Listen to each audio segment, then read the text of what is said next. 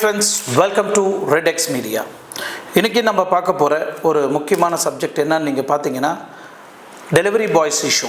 ஒரு பெரிய இஷ்யூ ஒன்று போயிட்டுருக்கு. ஒரு டெலிவரி பாய் சூசைட் பண்ணிக்கிற லெவலுக்கு போயிருக்கிறாரு. என்ன காரணம்?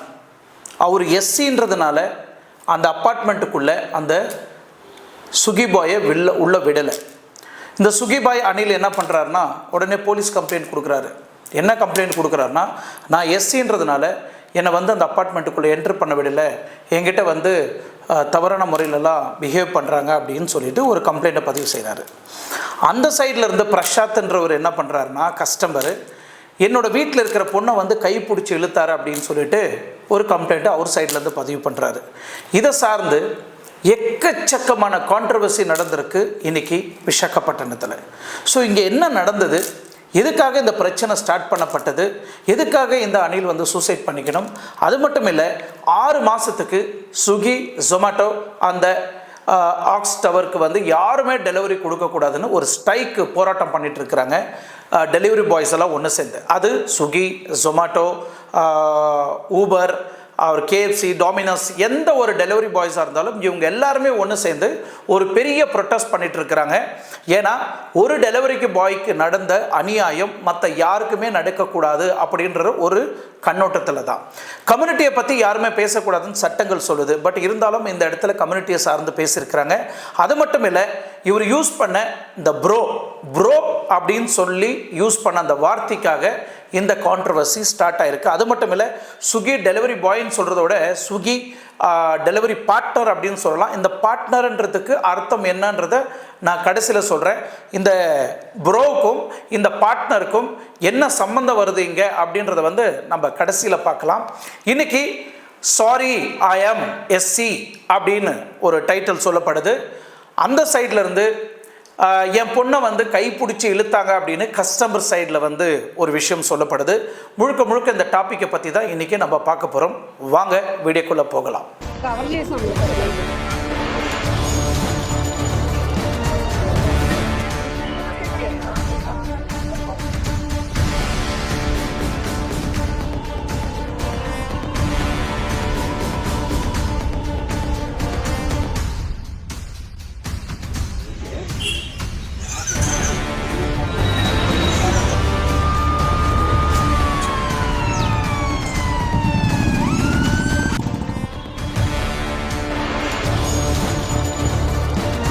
மார்ச் ஒரு ஆர்டர் வருது ஸ்விக்கிக்கு. ஃபிஷ் ஆர்டர் கொடுத்துருக்குறாங்க. அவர் ஃபிஷ் எடுத்துகிட்டு வந்திருக்கிறாரு டெலிவரி பாய். யார்? Swiggy delivery partner. Delivery partner fish delivery பண்ணுறதுக்கு ஆக்ஸ் டவருக்கு வந்திருக்கிறார். அந்த ஆக்ஸ் டவர்கிட்ட வந்த பிறகு அவருக்கு ஒரு சின்ன கன்ஃபியூஷன். ஏன்னா பெரிய பிளாக்ஸ், அது ஏ பிளாக்கா இல்லை பி பிளாக்கான்னு தெரியல. உடனே என்ன பண்ணுறாருன்னா, அந்த அணில்ன்ற ஒரு நபர் கஸ்டமருக்கு கால் பண்ணுறாரு. யார்? பிரசாத்ன்ற கஸ்டமருக்கு கால் பண்ணுறாரு. ஸோ டென்ஷனில் அனில் கால் பண்ணி கேட்குறாரு, சார் எந்த டவர்னு எனக்கு சரியாக தெரியல, தயவுசெய்து கொஞ்சம் டவர் லொக்கேஷனை மட்டும் சொல்லுங்கள், நான் ஈஸியாக டெலிவரி பண்ணிடுறேன் அப்படின்னு. காரணம் என்னென்னா, மினிமம் 30-40 ஃப்ளோர்ஸ் இருக்கக்கூடிய அந்த டவரில் எந்த ஃப்ளோரில் இருக்கிறாங்கன்றது சரியாக தெரியல. இப்போது டோர் நம்பர் போட்டிருந்தா கூட அது பி பிளாக்கா இல்லை சி பிளாக்கான்னு சரியாகவும் தெரியல. ஸோ அந்த கன்ஃபியூஷனில் இருந்த இந்த நபர் என்ன பண்ணுறாருன்னா, உடனே கஸ்டமருக்கு கால் பண்ணுறாரு. கஸ்டமர் காலை எடுத்த பிறகு, சார் எனக்கு கொஞ்சம் கன்ஃபியூஷன் இருக்குது, கொஞ்சம் இந்த டீட்டெயில்ஸ் மட்டும் எனக்கு சொல்லுங்கன்னா, எவ்வளோ தைரியம் இருந்தால் நீ எனக்கே கால் பண்ணி என்கிட்ட நீ அட்ரஸ் கேட்பேன், ஏன் உங்களுக்கு காமன் சென்ஸ் இல்லையா? உங்கள் ஸ்விக்கி டெலிவரிலேயே லொக்கேஷன் எல்லாமே போட்டிருக்குமே, டீட்டெயிலாக என் வீட்டுக்கு டெலிவரி கொடுக்க வேண்டிய இந்த தருணத்தில் நீ எப்படி எனக்கு கால் பண்ணி நீ என்னை டிஸ்டர்ப் பண்ணலாம் அப்படின்னு ஹேஷாக பேசி ஃபோனை கட் பண்ணிட்டாரு பிரசாத்.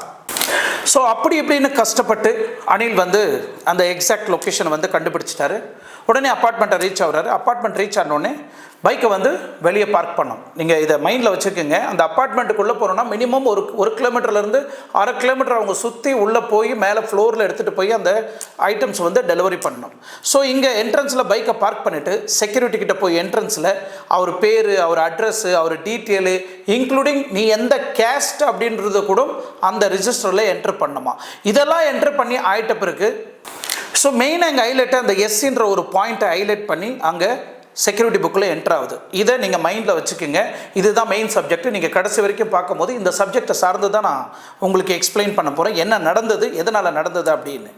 ஸோ செக்யூரிட்டி கிட்ட என்ட்ரி போட்ட பிறகு மறுபடியும் 29th ஃப்ளோருக்கு போகணும். ஸோ அப்பார்ட்மெண்ட் உள்ள என்ட்ரானோடனே ஓனர் லிஃப்ட் செப்பரேட்டாக இருக்குது, சர்வீஸ் லிஃப்ட் செப்பரேட்டாக இருக்குது. ஸோ சர்வீஸ் லிஃப்ட் ஆல்ரெடி ரொம்ப பிஸியாக இருக்கும். அதையும் பொருள்படுத்தாமல் அந்த லிஃப்ட்டை பிடிச்சி 29th ஃப்ளோருக்கு மேலே போகிறாரு.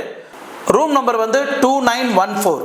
இந்த 2914க்கு போய் ரீச் ஆகிறதுக்குள்ள செக்யூரிட்டி வந்து ஆல்ரெடி பிரசாத் வந்து செக்யூரிட்டி கூட கம்யூனிகேட் பண்ணிட்டு இருக்கிறாரு. ஸோ இவர் பார்சல் வாங்கிட்டு லிஃப்ட்டில் ஏறதுக்கு முன்னாடியே செக்யூரிட்டி வந்து ஃபோன் பண்ணி பிரசாத்துக்கு இன்ஃபார்ம் பண்ணிட்டாங்க, இந்த மாதிரி ஃபுட் டெலிவரி வந்துட்டு இருக்கிறாங்க அப்படின்னு. ஏன்னா ஆல்ரெடி பிரசாத் வந்து ஆர்டர் போட்ட பிறகு பசியோட காத்துட்டு இருக்கிறாரு, எப்படியாவது நம்ம ஃபுட்டு சாப்பிடணும் அப்படின்னு. ஸோ இந்த ரூம் நம்பர் டோர் நம்பர் போட்டிருந்தாங்களே, அந்த டோர் நம்பரில் 2914 ஆக்சுவலி எல்லா டோர்லேயும் அந்த நம்பர் இருக்கணும். பட் ஆக்சுவலி சொல்ல போனாக்கா 2914ன்ற நம்பர் வந்து எதிர்பார்க்காத விதமாக டோரில் நம்பர் இல்லை. 2914 வந்து தேடிட்டு போயிட்டு இருக்கிறாரு. ஸோ அந்த தேடிட்டு போயிட்டு இருக்கும் போது அங்கே ஒரு டோர் ஆட்டோமேட்டிக்காக ஓப்பன் ஆகுது. அந்த டோர்லேருந்து பார்த்தாக்கா ஒரு பொண்ணு வெளியே வராங்க. இது எல்லாமே சிசிடிவியில் மேலே பார்த்துட்டு இருக்கிறாங்க. இந்த டோர் ஓப்பன் பண்ண வெளியே வந்த உடனே 2914 அப்படின்னு கேட்குறாங்க. ஆமான்னு சொல்கிறாங்க. ஸோ உடனே இந்த பார்சலை அந்த லேடி கையில் கொடுக்குறாரு இந்த அனில். ஸோ பார்சல் கையில் கொடுத்த பிறகு அவர் வந்து அந்த பார்சலை வந்து ஃபோட்டோ எடுக்கணும், part of his job. So his main responsibilities food is delivery அப்படின்றதுனால ஒரு ஃபோட்டோ எடுக்கணும். ஃபோட்டோ எடுத்த பிறகு மேடம் பேமெண்ட் ஆகிடுச்சிங்களான்னு கேட்குறான். பேமெண்ட் ஆகிடுச்சுன்னு கேட்ட பிறகும் இதை பற்றி எனக்கு தெரியாது அப்படின்றான். ரெண்டாவது ஸ்விக்கியோட அந்த அப்ளிகேஷனில் இருக்க பேமெண்ட் டன்னா ஆர் நாட் அப்படின்னு அதில் தெரியும். ஸோ அதை ப்ரெஸ் பண்ணி பார்க்குறாரு, பேமெண்ட் டன்னு வந்திருக்கு. ஸோ அதுக்கப்புறம் அவர் என்ன பண்ணிக்கிறார், தேங்க்யூ மேடம் அப்படின்னு சொல்லிட்டு அவர் வந்து லிஃப்ட் வரைக்கும் வாக் பண்ணிட்டு வந்திருக்கிறாரு. ஸோ அந்த லிஃப்ட் வந்து ரொம்ப பிஸியாக இருக்கக்கூடிய லிஃப்ட்டு. அவன் லிஃப்ட்டுக்காக ரொம்ப நேரம் வெயிட் பண்ணிட்டு இருக்கிறான், லிஃப்ட்டே வரலை. உடனே இந்த அம்மா பார்சல் உள்ளே எடுத்துகிட்டு போயிட்டு மறுபடியும் உள்ளேருந்து ஓடி வராங்க. ஓடி வந்து மறுபடியும் அந்த ஸ்விக்கி பார்ட்னர் அணியில் வந்து கூப்பிட்றாங்க, எங்கள் பாஸ் உங்களை பார்க்கணுமா வாங்க அப்படின்னு கூப்பிட்றாங்க. உடனே அவரும் பாஸுக்கு மரியாதை கொடுத்து அவரோட ஹியூமனிட்டியெல்லாம் பார்க்காம டைரெக்டாக கஸ்டமர் கூப்பிட்றாங்களே, நம்ம ஃபர்ஸ்ட் சர்வீஸ் கொடுக்கணும் அப்படின்னு கஸ்டமர் கூப்பிட்றதுனால உள்ளே போகிறாரு. ஸோ ஃபுட் டெலிவரி இந்த இடத்துல அவங்க கூப்பிட்றாங்கன்னு சொல்லிட்டு இவர் போகிறாரு. பட் ஆக்சுவலி சொல்ல போனாக்கா இவரோட ஜாப் வந்து எண்ட் ஆகிடுச்சு. ஃபுட் டெலிவரி ஆர்டர் போட்டாங்க, ஃபுட் டெலிவரி டோர் வரைக்கும் டெலிவரி ஆயிருக்கு, payment clear, so job is done. But out of his courtesy அவங்க கூப்பிட்டாங்கன்ற ஒரே ஒரு ரெஸ்பெக்டுக்காக இவர் உள்ளே போகிறாரு. ஸோ உள்ளே போன உடனே அவர் அந்த பிரசாத் கஸ்டமர் வந்து உனக்கு அறிவு இல்லையா, புத்தி இல்லையா, காமன் சென்ஸ் இல்லையா அப்படின்னு திட்ட ஆரம்பிக்கிறாரு. திட்ட ஆரம்பித்த உடனே என்ன ஆகுதுன்னா, இவர் வந்து அனில் அந்த ஸ்விக்கி பார்ட்னர் வந்து என்ன சொல்கிறாருன்னா, ப்ரோ ஆர் பிரதர் இல்லை சார் அப்படின்றது கிளாரிட்டி இல்லை, பட் ப்ரோன்னு தான் கூப்பிட்டுருக்கிறாரு. ப்ரோன்னு கூப்பிட்டது இந்த காரணத்தினால தான் அங்கே நடந்த இவ்வளோ பெரிய பிரச்சனைக்கும் காரணம். இந்த ப்ரோன்னு கூப்பிட்ட இந்த ஒரு சின்ன விஷயத்துக்கு இந்த அனில்ன்ற இந்த ஸ்விக்கி பார்ட்னர் வந்து சூசைட் பண்ணுற அளவுக்கு போயிருக்கிறாரு. 6 மாதத்துக்கு ஸ்விக்கி பேன் பண்ணோம், இந்த ஆக்ஸ் டவருக்கு வந்து எந்த ஒரு ஃபுட் டெலிவரியும் போகக்கூடாது. 6 மாதம் மட்டும் இல்லை, ஈவன் 1 வருஷம் 2 வருஷத்துக்கு இந்த இடத்துக்கு இந்த அப்பார்ட்மெண்ட்டுக்கு ஸ்விக்கி ஆன்லைன் டெலிவரி எதுவுமே ஃபுட் டெலிவரி பண்ணக்கூடாதுன்னு ப்ரொட்டஸ்ட் வரைக்கும் வராங்க, ஃபைட்டிங் வரைக்கும் போகுது. இங்கே தான் ముఖ్యமான పాయింటే இருக்குது. మా డిమాండ్ 6 months వరకు ఆక్సిజన్ టవర్స్కి అనేది ఆన్లైన్ ఫుడ్ అనేది డెలివరీ చేయము. 6 months వాళ్ళకి తెలియాలి, ఆ వాల్యూ ఏంటో తెలియాలి. Minimum respect. మేము అన్ఎడ్యుకేటెడ్ కాదు, మేమంతా ఎడ్యుకేటెడే. మాకు తప్పని పరిస్థితుల్లో మేము చేయాల్సి వస్తుంది. బట్ వాళ్ళు అట్లీస్ట్ ఒక హ్యూమన్గా కూడా రెస్పెక్ట్ లేకపోతే, ఎందుకంటే ఇంత అమానుషంగా ఇలా కొట్టడం, వెంటాడి కొట్టడం, నీ ఇంట్లో దొంగతనం చేశారా లేకపోతే మిస్బిహేవ్ చేశాడా, ఏం చేశాడు? చిన్న అబ్బాయి, మైనర్ అబ్బాయి, అసలు అబ్బాయిని అంత చేసుకోవాల్సిన అవసరం లేదు. మీకేమైనా చేసి ఉంటే మీరు అంతగా రియాక్ట్ అవ్వాలి, కానీ ఏం లేకుండా చిన్న బ్రదర్ అన్నందుకు. అలాగంటే మేము నంబర్ ఆఫ్ మెంబర్స్ చాలామంది పెద్ద వాళ్ళు మాకు తెలియదండి, ఫోన్లో బ్రో అంటాం, వాళ్ళు ఏం అనరు. ఓకే అంటే తెలియదు కదా మనకు ఆ ఫోన్లో ఎవరో ఆయన పెద్దోలో చిన్నదో మాకు తెలియదు. ஸோ இவர் சொன்ன அந்த ப்ரோன்ற ஒரு வார்த்தைக்காக அவனுக்கு வந்து அந்த பிரசாத்ன்ற கஸ்டமருக்கு வந்து ஈகோ ஹர்ட் ஆகிடுச்சு. ஸோ என்னை வந்து ஒரு ஸ்விக்கி ஒரு டெலிவரி பாய் என்னை வந்து நீ எப்படி ப்ரோன்னு கூப்பிடலாம் அப்படின்னு சொல்லிட்டு ஃபைட்டிங் பண்ணிட்டு இருக்கிறாரு. அவரும் சமாதானமாக, சாரி ப்ரோ, என்னோட ஒர்க் முடிஞ்சிடுச்சு, என்னோட டெலிவரி ஒர்க் முடிஞ்சிடுச்சு, அவங்க கூப்பிட்டாங்கன்றதுக்காக தான் நான் வந்தேன் அப்படின்னு சொல்கிறாரு. பட் இந்த ஒரு தட்டில் அப்படியே பேசிக்கிட்டே ஸ்டேட் கேஸ் மூலிமா கீழே இறங்குறாரு. அவர் இன்னும் பிரச்சனை பண்ணிகிட்டே இறங்கி வந்துட்டு இருக்கிறாரு யார், பிரசாத்ன்ற கஸ்டமர். அது மட்டும் இல்லை, శుక్రవారం ఫస్ట్ ఆర్డర్ వచ్చింది సార్. అదే ఫస్ట్ ఆర్డర్ అయితే 10:30 తర్వాత మేబీ ఆర్డర్ వచ్చింది సార్. అది వచ్చిన తర్వాత ఏమైందంటే నేను ఆ లొకేషన్కి వెళ్ళాను సార్. ఆర్డర్ ఎక్కడైతే వస్తుందో పికప్ చేసుకోవడానికి వెళ్తే ఆ చుట్టుపక్కల ఎక్కడ కూడా యాక్చువల్గా రెస్టారెంట్ నేమ్స్ ఉంటాయి సార్. ఇక్కడ లేలా అని పడ్డది సార్. చుట్టుపక్కల ఎవరైనా లేలా అంటే ఏం తెలియట్లేదు అంటున్నారు సార్. డైరెక్ట్గా ఒకసారి కస్టమర్కి కాల్ చేద్దామని చెప్పేసి ఎవరైతే ఆర్డర్ పెట్టారో వాళ్ళకి కాల్ చేస్తే ఏం పెట్టారో చెప్తే నేను వాళ్ళు అడగొచ్చు కదా అని నేను ఆ ప్రసాద్ గారికి కాల్ చేశాను సార్. ఆయనకి కాల్ చేయగానే ఎవరా నువ్వు, నీకు మినిమం కామన్ సెన్స్ లేదా, నీకు డెలివరీ చేయడం రాకపోతే అడ్రస్లు తెలియకపోతే నీకు ఎవరో జాబ్ ఇచ్చింది, మీ మేనేజర్ ఎవరని చెప్పేసి నాకు అలాగా ఆయన సీరియస్ అయ్యారు సార్. ఏంటి నేను ఎలా మాట్లాడుతాను, నేను కాల్ కట్ చేసేసాను సార్. నేనే அட்ரஸ் ఒక 15 மினிட்ஸ் சர்ச் చేసి என்னோட வீட்டில் இருக்கிற பெண்ணுக்கிட்டே வந்து நீ மிஸ்பிஹேவிங் பண்ணுறியா அப்படின்னு ரொம்ப கோபமாக அடிக்க போயிருக்கிறாரு. ஸோ இவர் இன்னும் சாந்தமாக பேசிகிட்டு இருக்கிறாரு. சார் என் வேலை முடிஞ்சிச்சு, தயவுசெய்து என்னை விட்டுருங்க, என்னை பிரச்சனை பண்ணாதீங்க அப்படின்னு ரிக்வஸ்ட் பண்ணி கேட்குறாரு. எப்படி எந்த அளவுக்கு உனக்கு நெஞ்சு தைரியம் இருந்தால் என் வீட்டு பொண்ணு மேலே நீ கை வைக்கவே, நான் உன்னை சும்மா விட மாட்டேன்டா அப்படின்னு சொல்லிட்டு அங்கே ஒரு பெரிய பிரச்சனையை, ஒரு பெரிய கான்ட்ரவர்சியை உருவாக்குறாரு அந்த ஆக்ஸ் டவர்கிட்ட. அப்படியே பேசிக்கிட்டு கான்ட்ரவர்சி பண்ணிக்கிட்டே அந்த அனில்ன்றவர் ஸ்டேர்கேஸ் கிட்ட நெருங்கிட்டாரு. 29 ஃப்ளோர், அந்த 29 ஃப்ளோரில் இருந்து கீழே இறங்கி ஓடி வராரு. அந்த ஸ்டேர்கேஸில் ரொம்ப கஷ்டப்பட்டு இந்த பிரச்சனைலேருந்து வெளியே போனால் போதும் அப்படின்னு அங்கேருந்து ஓடி வரத்துக்கு முயற்சி பண்ணுறாரு. அதே ஸ்டேர்கேஸில் அவரையும் பின்னாடி ஃபாலோ பண்ணிக்கிட்டு கீழே ஃப்ளோர் செக்யூரிட்டி பிளேஸ் வரைக்கும் வராரு. யார்? பிரசாத். அவரை சண்டை போட்டுக்கிட்டேன். ஸோ அந்த அனில் வந்து ஒரு ப்ரெஸ் மீட்டில் சொல்கிறாப்புல, இந்த மாதிரி வந்து என்னோட ஜாதியை பற்றியெல்லாம் இழுத்து திட்டுறாரு. இந்த ஜாதியை பற்றி அவருக்கு எப்படி தெரியும்னா, செக்யூரிட்டி கிட்ட என்ட்ரி பண்ணோன்னே செக்யூரிட்டி வந்து அந்த ஜாதியை பற்றியெல்லாம் பேசியிருப்பாங்கன்னு நினைக்கிறேன். ஸோ இவர் வந்து எஸ்சி சமுதாயத்தை சார்ந்தவர் அப்படின்றது, தலித் சமுதாயத்தை சார்ந்தவர்ன்றதுக்காக என் ஷூ பாலிஷை துடைக்கிறதுக்கு கூட உனக்கு துப்பில்லை, உனக்கு தகுதி இல்லை, நீ என்ன பார்த்து ப்ரோன்னு கூப்பிட்றியா, என்ன பார்த்து பிரதர்ன்னு கூப்பிட்றியா, உனக்கு என்ன தைரியம் உனக்கு அப்படின்னு சொல்லிட்டு தன்னோட இன்னும் ரொம்ப கேவலமாக ஒரு வார்த்தையை சொல்லி திட்டினாரு. அதை நான் அந்த சோஷியல் மீடியாவில் சொல்ல விரும்பலை. அதை நீங்கள் மற்ற கமெண்ட்டில் பார்த்து நீங்கள் தெரிஞ்சுக்கிங்க. அவ்வளோ கேவலமான ஒரு வார்த்தையை பயன்படுத்தி அந்த பிரசாத்ன்ற நபர் வந்து டெலிவரி பார்ட்னர் வந்து அனிலை வந்து அந்த கேவலமான வார்த்தையை யூஸ் பண்ணி திட்டியிருக்கிறாரு. இவர் ஜஸ்ட்டு ஒரு தலித் பர்சன்ன்றதுனால, ஒரு எஸ்சின்றதுனால இந்த அளவுக்கு கேவலமாக திட்டி அந்த பையனை அடித்து சித்திரவதை பண்ணியிருக்கிறாரு இந்த பிரசாத்ன்ற நபர். அங்கே இவ்வளோ கான்ட்ரவர்சி நடந்துட்டுருக்கு. ஒரு பக்கம் செக்யூரிட்டி இருக்கிறாங்க, ஒரு பக்கம் டிரைவர்ஸ் இருக்கிறாங்க, ஒரு பக்கம் சிசிடிவி இருக்குது, ஒரு பக்கம் ஒர்க்கர்ஸ்லாம் இருக்கிறாங்க, ஒரு பக்கம் அதர் கஸ்டமர்ஸ் எல்லாம் வாக்கிங் பண்ணிட்டு இருக்கிறாங்க. இந்த ஒரு தருணத்தில் என்ன பண்ணுறாருன்னா, பக்கத்தில் இருக்கக்கூடிய ஒரு பேம்பு ஸ்டிக்கை எடுத்து அந்த பையனை ஷர்ட்டெல்லாம் கழட்டி அடின்னு அடிச்சுட்டு இருக்கிறாங்க. அங்கே இருக்கிறவங்க எல்லாருமே சைலண்ட்டாக தான் பார்த்துட்டு இருக்கிறாங்க, இன்க்ளூடிங் த செக்யூரிட்டி ஆல்சோ வாட்சிங். அவன் அடி வாங்குறத வந்து எல்லாருமே சைலண்ட்டாக பார்த்துட்டு இருக்கிறாங்க. அந்த ஒரு தருணத்தை அங்கே இருக்கக்கூடிய சில எம்ப்ளாயிங்க ட்ரை பண்ணுறாங்க அவனை அடிக்கிறத தடுத்து நிறுத்துறதுக்கு. இவனோட ஈகோ வெறி அதிகமாக ஆனதுனால அவன் அடித்து அவனோட அந்த என்ன சொல்கிறது, இந்த வெறி கம்மியாகிற வரைக்கும் அந்த அளவுக்கு அந்த அனில் என்ற ஒரு எக்ஸிக்யூட்டிவை வந்து அந்த டெலிவரி பாயை வந்து அடித்து துன்படுத்தி இருக்கிறாரு இந்த பிரசாத். இங்கே அடித்தது உதைச்சது நடந்த கான்ட்ரவர்சி எல்லாமே சிசிடிவியில் தெளிவாக ரெக்கார்ட் ஆகிருக்கு. அது மட்டும் இல்லை, போலீஸ் கம்ப்ளைண்ட் இது வரைக்கும் பதிவு செய்து அந்த போலீஸ் கம்ப்ளைண்ட்டில் ரெக்கார்ட் செய்யப்பட்டிருக்கிற ஒரு விஷயம் என்னன்னா, இவன் பெரிய ஜாதி பேரை சொல்லி ஒரு எஸ்சின்ற பேரை சொல்லி இந்த அளவுக்கு ஒரு சித்திரவதை இம்சை கொடுத்துருக்கிறானா, இவன் எந்த வருஷத்தில் இருக்கிறான்றது எனக்கு தெரியல. 1947 இருக்கிறானா இல்லை 2025 இருக்கிறானான்றது எனக்கு தெரியல. இந்த இயரில் கூட 2025 இருந்தால் கூட இதே இந்த ஜாதியை சார்ந்து இன்னைக்கு ஜாதியை சார்ந்து நிறைய சாதனைகளை செய்து போயிட்டு இருக்கிறாங்க.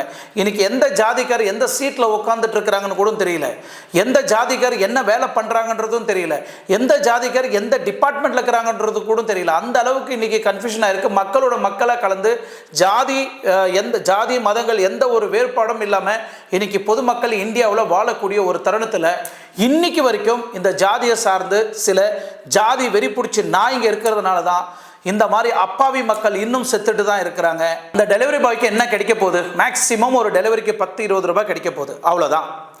இந்த ஒரு 10-20க்காக இந்த ஸ்விக்கியில் வேலை செய்கிறவங்க, இந்த ஜொமேட்டோவில் வேலை செய்கிறவங்க வெயிலுன்னு பார்க்காம, மழைன்னு பார்க்காம, சுனாமி வந்த கூட பார்க்காம, வெயில் அடித்தாலும் சரி மழை அடித்தாலும் சரி எந்த ஒரு சிரமமும் பார்க்காம இந்த ஒரே ஒரு டெலிவரி, இந்த ஃபுட் டெலிவரி பண்ணுறவங்க மட்டும்தான் ஆன் டைமுக்கு வந்து வீடு தேடி வந்து நம்மளோட பசியை ஆற்றக்கூடிய நபர். இவங்கள ஒரு சொம்பு ஒரு கிளாஸ் தண்ணி கொடுத்து கூட நம்ம அவங்கள யாரையும் சமாதானப்படுத்துறதில்ல. ஆனால் எந்த அளவுக்கு ஸ்விக்கி ஜொமேட்டோவில் இருக்கக்கூடியவங்களை நம்ம கேவலப்படுத்துகிறோம், அசிங்கப்படுத்தணுமோ அந்த அளவுக்கு கேவலப்படுத்துகிறாங்க. சரி, ஓகே, என்ன காரணத்துக்காக இவர் அடித்தாங்க, என்ன ரீசனுக்காக இவர் அடி வாங்கினாரு? இவர் அவரோட ஜாதியிலேருந்து கீழ் ஜாதியாக இருக்கிறதுனாலயா, இல்லை ப்ரோன்னு கூப்பிட்டுறதுனாலயா, இல்லை இந்த டெலிவரியில் ஏதாவது பிரச்சனை ஆனதுனாலயா? மேல் ஜாதி கீழ் ஜாதின்றது இங்கே என்ன இருக்குது? இங்கே ஒன்றுமே இல்லையே. வேற எதனால் இவரை அடித்தாங்க அப்படின்னு நீங்கள் பார்த்தீங்கன்னா, ஜாதியை சார்ந்து எங்கேயுமே பேசக்கூடாதுன்னு ரூல்ஸே வந்துடுச்சு. நீங்கள் ஸ்கூலில் கூட ஜாதியை சார்ந்து கம்யூனிட்டியை சார்ந்து எந்த ஒரு விஷயங்களும் இருக்கக்கூடாதுன்னு ஸ்ட்ரிக்டாக அரசாங்கம் ஒழிக்கப்பட்டிருக்கு. பட் அதே ஸ்கூலில் டீச்சர் ஆகட்டும் யாராக இருந்தாலும் ஸ்கூலை விட்டு வெளியே வந்த பிறகு அதே ஜாதி பேரை சொல்லி தான் இன்றைக்கும் திட்டுறாங்க. இதில் நியாயம் எங்கே இருக்குது? நீதி எங்கே இருக்குது? இந்த இடத்துல இவ்வளோ பேர் அங்கே இருந்தும் அவனை அடின்னு அடித்து அந்த வெயிலில் அந்த பேம்பு ஸ்டிக்கில் அடித்தா எப்படி அவனோட ஸ்கின் எந்த அளவுக்கு பாதிக்கப்பட்டிருக்குன்னு நினச்சி பாருங்க. அத்தனை பேர் தடுத்து நிறுத்தி அவன் அந்த வெறியை கண்ட்ரோல் பண்ணாமல் அடித்து திருப்தி ஆன பிறகு அவங்ககிட்ட ஒரு லெட்டர் எழுதிக்கிறாங்க. யாரும் அனில்கிட்ட ஒரு லெட்டர் எழுதிக்கிறாங்க. நான் என்னோட ஸ்விக்கி ஜாப்ல இருந்து நான் டெலிவரி வந்து ராங்காக பண்ணிட்டேன், என் மேலே தான் மிஸ்டேக்கு, நான் டெலிவரி வந்து லேட்டாக கொடுத்துட்டேன், அதில் தான் மிஸ்டேக் இருந்தது. அது மட்டும் இல்லை, எங்கள் வீட்டு பொண்ணு அந்த பிரசாதோட அவங்க வீட்டில் இருக்கிற பெண்ணுக்கிட்ட நான் தப்பாக நடந்துக்கினேன், ஸோ என்னை மன்னிச்சிடுங்க, இதுக்கு மேலே நான் எந்த மாதிரி தப்பு செய்ய மாட்டேன்னு அவன் கைப்படியாக அவனை அடித்து உட்கார வச்சு அவன் கையிலேயே லெட்டர் எழுதியிருக்கிறாரு இந்த பிரசாத். அது மட்டும் இல்லை, இந்த அப்பார்ட்மெண்ட்டை விட்டு நீ வெளியே போனோன்னா உன்னோட பேண்ட்டு ஷர்ட்டெல்லாம் அவுத்துட்டு வெறும் ஜட்டியோடு நீ வெளியே போகணுன்னு சித்திர இம்சை கொடுத்து அந்த அனில் என்ற ஒரு சுகி பார்ட்னர் டெலிவரி பாயை இந்த அளவுக்கு கொடுமை கொடுத்து வெளியே துரத்திருக்கிறான் அந்த Prasad. 2029 23.5 million going to be uploaded, increase ஆக போகுது. 7.7 million people delivery boys in India. So அவங்க தான் நம்மளோட எதிர்கால பேக் போன்னு நம்ம சொல்லலாம். அந்த அளவுக்கு இந்தியாவில் டெலிவரிக்கு இம்பார்ட்டன்ஸ் இருக்குது. உங்களுக்கு delivery on time to time தேவைப்பட்டால் நாம் இந்தியாவில் இருக்கக்கூடிய நம்ம டெலிவரி பாய்ஸை கண்டிப்பாக நம்ம மதிக்கணும், ரெஸ்பெக்ட் பண்ணணும். அண்ணா சாலையிலேருந்து சென்ட்ரல்லேருந்து நீங்கள் அண்ணா சாலைக்கு போய் டெலிவரி பண்ணிங்கன்னா உங்களுக்கு கிடைக்கிறது எவ்வளோ? வெறும் 33 ரூபா. இந்த 33 ரூபாய்க்காக அவங்க எவ்வளோ கஷ்டப்படுறாங்க நீங்கள் நினச்சி பாருங்கள். ஜேன்னு உட்கார்ற கூட்டத்தெல்லாம் நீங்கள் பார்த்துருப்பீங்க. நீங்கள் நினைக்கிறீங்களா அவங்க எவ்வளோ வேதனையோடு அந்த ரோட்டில் உட்காருவாங்கன்னு?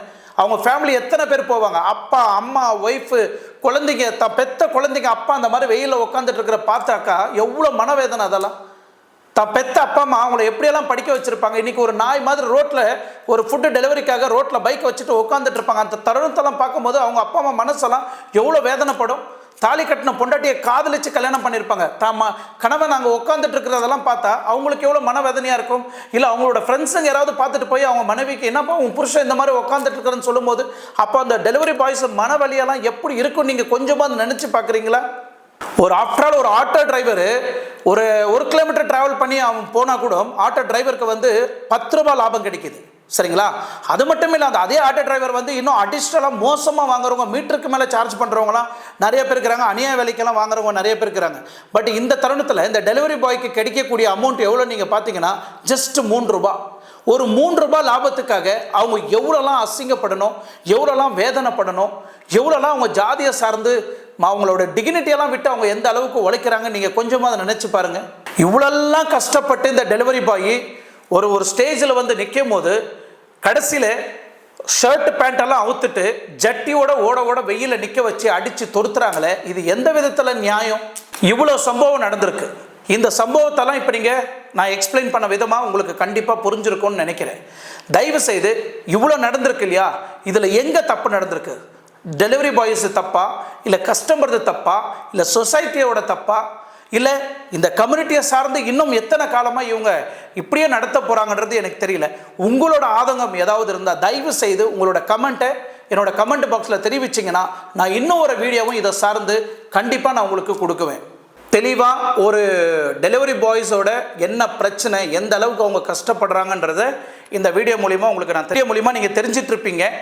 உண்மையிலே டெலிவரி பாய்ஸ்க்கு இதுக்கு மேலேயாவது அவங்களுக்கு ஒரு நல்ல மனிதாபிமானத்தோடு நீங்கள் நடந்துக்கணும்னு ஆசைப்பட்டீங்கன்னா உங்கள் வீட்டுக்கு எந்த டெலிவரி பாய் வந்தாலும் கூப்பிட்டு ஒரு கிளாஸ் தண்ணி கொடுங்க, ரெஸ்பெக்ட் பண்ணுங்கள் தயவு செய்து.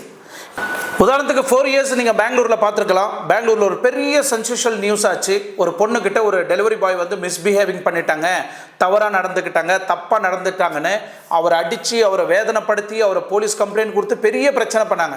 ஆனால் கடைசியில் கோர்ட்டு கேஸுன்னு போகும்போது அந்த பொண்ணு தான் அந்த டெலிவரி பாய்ஸ்கிட்ட மிஸ்பிஹேவிங் பண்ணாங்க, அப்யூஸ்மெண்ட் லாங்குவேஜ் எல்லாம் யூஸ் பண்ணி அசிங்கமாக திட்டினாங்க அப்படின்னு வந்தது. உங்களுக்கு எல்லாருக்குமே தெரியும். இந்த டெலிவரி பாய்ஸு யாராவது தவறான இந்த இல்லீகல் ஆக்டிவிட்டீஸ் பண்ணுறவங்க வந்து இந்த ஜொமேட்டோவோட யூனிஃபார்மை போட்டுக்கிட்டு தவறான வழியில் அதை பயன்படுத்தியிருப்பாங்களே தவிர டே நைட்டு வெயில் மழையும் பார்க்காம உழைக்கிறாங்க. பட் இவங்களுக்கு நம்ம கடைசியில் கொடுக்கக்கூடிய பேர் என்னன்னா, கையை பிடிச்சி இழுத்துட்டான், பொம்பளை பொறுக்கி, ரெஸ்பெக்ட் கொடுக்கல, இவன் வந்து பொய் பேசிட்டான், எங்களுக்கு ½ அன் ஹவருக்கு முன்னாடி டெலிவரியை கொடுக்கணும், 2 மணி நேரம் ஆச்சு அவன் வரல, 2 மணி நேரம் லேட்டாக வந்தான், எதுக்கு வந்தான், ஏன் வந்தான்னு ஃபஸ்ட்டு அதை விசாரிக்கணும் இல்லையா?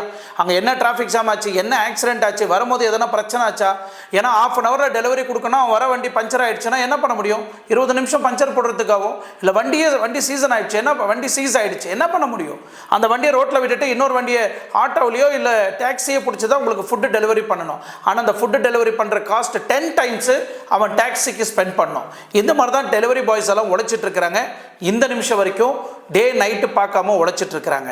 எனிவே, இந்த கண்டென்ட் எல்லாம் உங்களுக்கு தெளிவாக புரிஞ்சிருக்கும்னு நான் நம்புகிறேன். எனக்கு தெளிவாக சொல்லுங்கள், ஸ்விக்கி இந்தியாக்குள்ள எந்த இயரில் வந்தது அப்படின்றத நீங்கள் தெளிவாக எனக்கு எக்ஸ்பிளைன் பண்ணுங்கள்.